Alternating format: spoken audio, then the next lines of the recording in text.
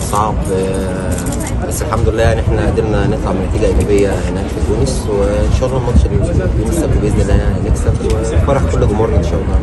يمكن في غيابات برضه في العناصر المؤثره ابرزها علي معلول، هل ده عامل ايجابي ولا ممكن يبقى من ناحيه سلبيه بالنسبه فيها؟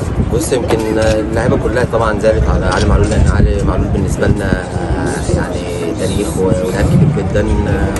على المستوى الشخصي يعني انا بحبه قوي، بس الاصابه طبعا مؤثره طبعا علينا، بس يعني يمكن احنا اتكلمنا مع بعض اللعيبه كلها ان شاء الله يعني يكونوا على قد الثقه عشان نجيب البطوله دي لعلي معلول باذن الله لكل جمهور النادي الاهلي ان شاء الله. ايه اللي اختلف في الترجي السنه دي عن السنه اللي فاتت؟ يعني السنه اللي فاتت لعبنا الترجي وكسبنا هناك وكسبنا هنا، ايه اللي اختلف السنه دي؟ لا طبعا في اختلافات كتير، يمكن فريق الترجي فريق محترم والسنه دي فريق قوي، وطبعا انت بتلعب نهائي ما بتلعبش ماتش قبل نهائي او في دور المجموعات، فالماتش بيبقى صعب.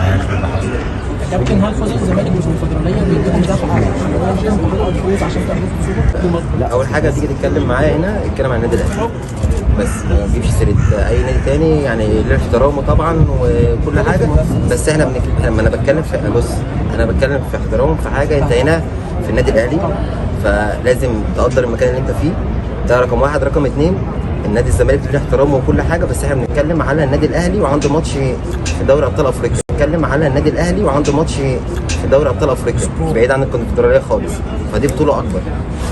شكرا.